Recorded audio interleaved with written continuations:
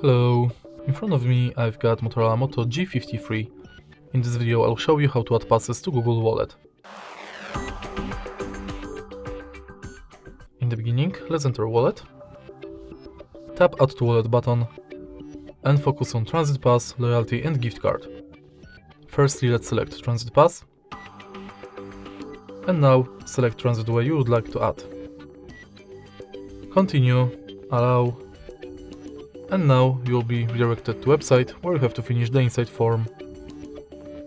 Next, let's select loyalty and select loyalty card you would like to add, for example, Payback Poland. You can scan your card or enter member ID manually. Tap Add to Wallet and it's done. In the end, let's select gift card, which is pretty similar to loyalty card because you have to select a shop, enter card number, PIN, balance your notes and tap Add to Wallet. And that's it. All of your cards will appear on the homepage of Google Wallet. If you find this video helpful, please leave like, comment and subscribe.